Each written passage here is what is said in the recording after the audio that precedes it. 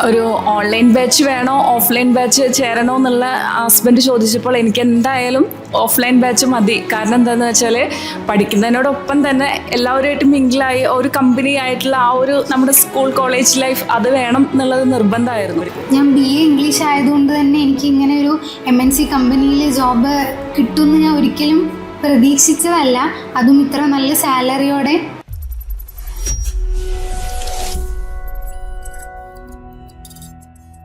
എന്ത് പഠിച്ചാലാണ് എൻ്റെ ഹസ്ബൻഡിൻ്റെ അടുത്ത് പോകാൻ കഴിയുക എന്നുള്ള ഒരു ചിന്തയിൽ നിന്നാണ് ഈ മെഡിക്കൽ കോഡിങ്ങിലോട്ട് ഞാൻ എത്തുന്നത്. എനിക്കത് സജസ്റ്റ് ചെയ്തത് എൻ്റെ ഹസ്ബൻഡാണ്.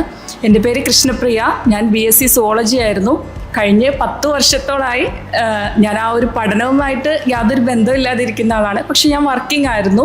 പക്ഷെ അത് വളരെ കംഫർട്ടബിൾ ആയിട്ടുള്ള ഒരു ജോലി ചെയ്തുകൊണ്ടിരിക്കുന്ന ആളാണ്. പക്ഷെ അതൊന്നും മാറി എനിക്ക് ഹസ്ബൻഡിനൊപ്പം നിന്ന് അവിടെ ഒരു ജോലി ചെയ്യണം എന്നുള്ളൊരാഗ്രഹത്തിലാണ് ഈ മെഡിക്കൽ കോഡിങ്ങിലോട്ട് വരുന്നത്. എനിക്ക് ഇത്രയും വർഷത്തെ ഒരു ഗ്യാപ്പ് ഉള്ളത് കൊണ്ട് എന്നെക്കൊണ്ട് പഠിക്കാൻ സാധിക്കുമോ എന്നുള്ളത് ഒരു ഭയങ്കര ഒരു ടെൻഷനുള്ള ഒരു കാര്യമായിരുന്നു. പിന്നീട് എന്താണ് കോഴ്സ് എന്നുള്ളത് കൂടുതലായിട്ട് അറിഞ്ഞത് എൻ്റെ ഫ്രണ്ട്സിലൂടെയാണ്. ആ കോഴ്സ് പഠിക്കണം എന്നുള്ള ആഗ്രഹത്തിൽ ഡിഗ്രി ചെയ്ത കുട്ടികൾ ആ കൂട്ടത്തിലുണ്ടായിരുന്നു.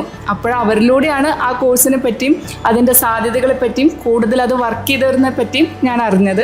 ഞാൻ പഠിച്ചത് BSc ഫിസിക്സ് ആണ്. അപ്പോൾ എൻ്റെ ആഗ്രഹം എന്താണെന്ന് വെച്ചെങ്കിൽ ഒരു മെഡിക്കൽ ഫീൽഡിൽ വർക്ക് ചെയ്യണമെന്നായിരുന്നു ആഗ്രഹം. അങ്ങനെ ഞാനിവിടെ എത്തി, പഠിച്ചു. എയറോൺ അക്കാഡമി എന്നെ പാസ്സാവാൻ ഹെൽപ്പ് ചെയ്തു. അങ്ങനെ അൽഹംദുലില്ലാ ഞാനിപ്പോൾ ഒരു CPC 89% പാസ്സായിട്ട് ഞാനിപ്പോൾ ഒരു കമ്പനിയിൽ വർക്ക് ചെയ്യാണ് ആസ് എ മെഡിക്കൽ കോഡ്. ഞാൻ ഹോസ്റ്റലിൽ നിന്നായിരുന്നു പഠിച്ചത്. എൻ്റെ വീട് ഒറ്റപ്പാലാണ്. പോയി വരാനുള്ള ഒരു ബുദ്ധിമുട്ട് കാരണം കൊണ്ട് ഹോസ്റ്റലിൽ നിന്ന് പഠിച്ചു. ടീച്ചേഴ്സിനെ കുറിച്ച് പറയുകയാണെങ്കിൽ ടീച്ചേഴ്സ് ഭയങ്കര സപ്പോർട്ടായിരുന്നു. ആദ്യമൊന്നും ഇങ്ങനെ മോക്ക് തരുമ്പോഴൊന്നും അത്ര സീരിയസ്നെസ്സോടെ ഞങ്ങൾ ചെയ്തിട്ടില്ല. ഫുൾ കളി തമാശ അങ്ങനെയായിരുന്നു. പിന്നെ മാം ഇങ്ങനെ പറയാൻ തുടങ്ങി, നല്ല മാർക്കായിട്ട് പാസ്സായാലേ കമ്പനിയിൽ പ്ലേസ് ആവാൻ പറ്റുള്ളൂ, അല്ലേ ഇത്ര ഫീ കൊടുത്ത് പഠിക്കുന്നതല്ലേ. അപ്പം അങ്ങനെയൊക്കെ പറഞ്ഞ് പിന്നെ ഞങ്ങൾക്ക് ഒരു ബോധം വരാൻ തുടങ്ങി. അങ്ങനെ പിന്നെ ഉള്ള മോക്കൊക്കെ ഞങ്ങൾ സീരിയസ് ആയിട്ട് തന്നെ ചെയ്യാൻ തുടങ്ങി. അങ്ങനെ ലാസ്റ്റിലോട്ട് വരുമ്പോൾ നല്ല നല്ല മാർക്കും മോക്കിൽ സ്കോർ ചെയ്യാൻ തുടങ്ങി. ഫസ്റ്റ് മോക്കിനെക്കാട്ടിലും നല്ലോണം മാർക്ക് പിന്നീട് അതിൽ ഇമ്പ്രൂവ്മെൻറ്റ് കാണാൻ തുടങ്ങി. പിന്നെ അങ്ങനെ ഇമ്പ്രൂവ്മെൻ്റ് ആയ കാരണം കൊണ്ട് ഡേറ്റ് എടുക്കാൻ തീരുമാനിച്ചു. ഡേറ്റ് എടുത്ത് ഞാനും ഫസ്റ്റ് ഡേറ്റ് എടുത്തതിൽ ഒരാൾ ഞാനുണ്ടായിരുന്നു. അപ്പോൾ എനിക്ക് ആണെങ്കിൽ ഭയങ്കര ടെൻഷനുള്ള ഒരാളാണ്.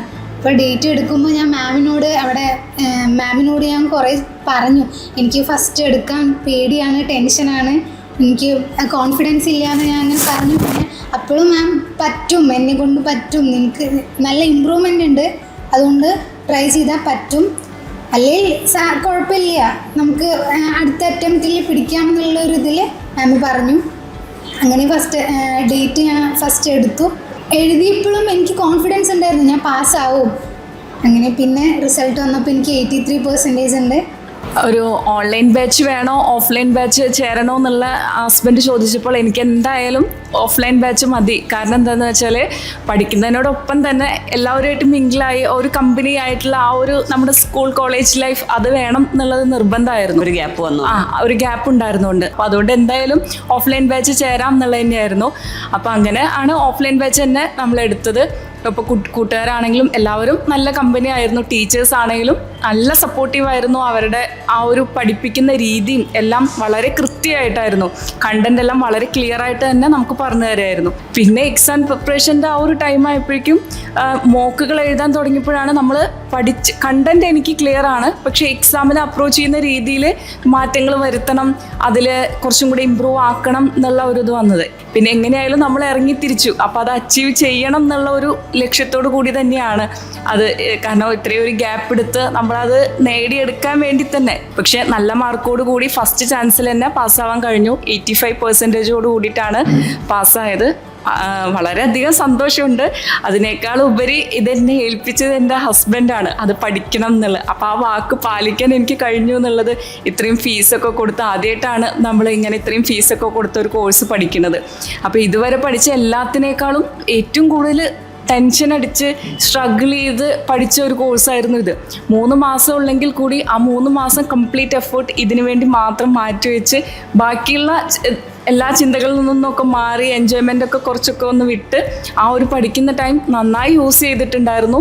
അതിനുള്ള റിസൾട്ട് ദൈവാനുഗ്രഹത്താൽ കിട്ടി എന്ന് തന്നെ വിശ്വസിക്കുന്നു. ഇനി ഒരു ജോബാണ്, ഇടയിലൊരു ഗ്യാപ്പ് നമുക്കൊരു അത്യാവശ്യം ആയതുകൊണ്ട് എടുത്തതാണ്. എന്തായാലും ഒരു ജോലിക്ക് വേണ്ടി ശ്രമിക്കും, അതും നേടിയെടുക്കാൻ കഴിയും തന്നെ വിശ്വസിക്കുന്നു. ആദ്യമൊക്കെ നല്ല പേടിയുണ്ടായിരുന്നു. ഓരോ മോക്കും കഴിയുമ്പോഴും മാർക്ക് ഇടയ്ക്ക് കൂടും ഇടയ്ക്ക് കുറയും. അപ്പോൾ നല്ല പേടിയുണ്ടായിരുന്നു. ടീച്ചേഴ്സിൻ്റെ സപ്പോർട്ട് കാരണം തന്നെയാണ് മാർക്ക് ഇങ്ങനെ ഇൻക്രീസ് ആയി വന്നതും ഫസ്റ്റ് ഞാനാണ് ഡേറ്റ് എടുത്തതും. അപ്പോൾ പിന്നെ കോൺഫിഡൻസ് കൂടി വന്നു. ടീച്ചേഴ്സിൻ്റെ ഓരോ ടോക്ക് കേട്ട് മോട്ടിവേറ്റായി ലാസ്റ്റ് ഞങ്ങൾ 4 പേര് ആദ്യം ഡേറ്റ് എടുത്തു. 4 പേര് ആദ്യം എക്സാം എഴുതി. 4 പേരും പാസ്സായപ്പോൾ ഭയങ്കര സന്തോഷമായി. 89% ഞാൻ പാസ്സായി. എക്സാം ക്ലിയർ ചെയ്തതും ആരോൺ അക്കാഡമിയുടെ ഭാഗത്തു നിന്ന് ഇൻ്റർവ്യൂ പ്രിപ്പറേഷൻ്റെ ക്ലാസ് ഉണ്ടായിരുന്നു.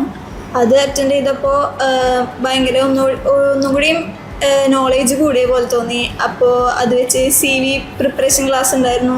അപ്പോൾ CV ഉണ്ടാക്കി. അങ്ങനെ പ്ലേസ്മെൻറ്റ് വഴി തന്നെ ഇൻ്റർവ്യൂ അറ്റൻഡ് ചെയ്തു.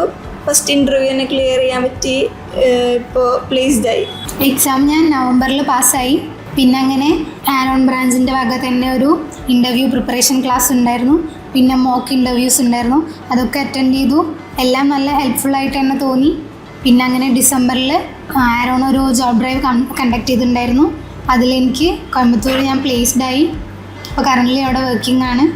ഞാൻ BA ഇംഗ്ലീഷ് ആയതുകൊണ്ട് തന്നെ എനിക്ക് ഇങ്ങനെ ഒരു MNC കമ്പനിയിൽ ജോബ് കിട്ടുമെന്ന് ഞാൻ ഒരിക്കലും പ്രതീക്ഷിച്ചതല്ല. അതും ഇത്ര നല്ല സാലറിയോടെ ഞാൻ ഒട്ടും വിചാരിച്ചിട്ടില്ല. കാരണം ഞാനിങ്ങനെ സയൻസ് ബാക്ക്ഗ്രൗണ്ട് ഇല്ലാത്ത ഒരാളായ കാരണം എനിക്ക് ഒട്ടും ഇങ്ങനെ കിട്ടുമെന്ന് വിചാരിച്ചില്ല. പക്ഷെ എന്തോ കിട്ടി. ഞാനതിൽ ഭയങ്കര ഹാപ്പിയാണ്. കമ്പനിയും അവിടുത്തെ ഒരു ലൈഫും കൾച്ചറൊക്കെ എങ്ങനെയുണ്ട്? കമ്പനി പറഞ്ഞാൽ നമ്മൾ കുഴപ്പമില്ല, ഓക്കെയാണ്. പക്ഷേ നമുക്ക് അവിടെ പോയാൽ നമ്മൾ ഇവിടെ പഠിച്ചതിനെക്കാട്ടിലും നോളേജ് അവിടെ നിന്ന് കിട്ടും. പിന്നെ അറ്റ്മോസ്ഫിയർ ആണെങ്കിലും ഫസ്റ്റ് പോകുമ്പോൾ കുറച്ച് അഡാപ്റ്റ് ആവാൻ ടൈം എടുക്കും. പക്ഷേ ഇപ്പോൾ കുഴപ്പമില്ല, എല്ലാതും ഇട്ട് അഡാപ്റ്റായി. ഡിഗ്രി മാത്രമായിരുന്നെങ്കിൽ ഞാനിപ്പോൾ ഇങ്ങനെ ഇരിക്കുന്നുണ്ടാവും, ജോബൊന്നും ഇല്ലാണ്ട്. പിന്നെ അങ്ങനെ എനിക്ക് PG ഒന്നും താല്പര്യം ഉണ്ടായിരുന്നില്ല. പെട്ടെന്നൊരു ജോലി എന്നുള്ളൊരു ലക്ഷ്യത്തിലായിരുന്നു പോകുന്നുണ്ടായിരുന്നത്. അപ്പോൾ എൻ്റെ മുന്നിൽ ഞാൻ 12th തൊട്ടേ ഇങ്ങനെ ആഗ്രഹിക്കുന്നുണ്ടായിരുന്നു ഒരു മെഡിക്കൽ ഫീൽഡിൽ കയറണമെന്ന്. പക്ഷേ സയൻസ് ബാക്ക്ഗ്രൗണ്ട് ഇല്ലാത്ത കാരണം എനിക്ക് വേറെ ഓപ്ഷൻ ഉണ്ടായിരുന്നില്ല. പിന്നെ കുറേ റിസർച്ചൊക്കെ ചെയ്തപ്പോൾ മെഡിക്കൽ കോഡിംഗ് എന്ന് പറഞ്ഞ കോഴ്സിന് സയൻസ് ബാക്ക്ഗ്രൗണ്ട് വേണ്ടാന്ന് മനസ്സിലായത്. അപ്പോൾ പിന്നെ എനിക്ക് നല്ലൊരു ഓപ്ഷനായിട്ട് തോന്നി. നല്ലൊരു ഇൻസ്റ്റിറ്റ്യൂഷൻ തന്നെ തിരഞ്ഞെടുക്കണം എന്ന് തോന്നി. അപ്പോൾ ഇങ്ങനെ ഫ്രണ്ടിൻ്റെ ചേച്ചി ഇങ്ങനെ റെഫർ ചെയ്തു, ആരോൺ അക്കാഡമി നല്ല ഒരു ഇൻസ്റ്റിറ്റ്യൂഷനാണ്, അതുകൊണ്ട് അത് ഞാൻ സജസ്റ്റ് ചെയ്യും.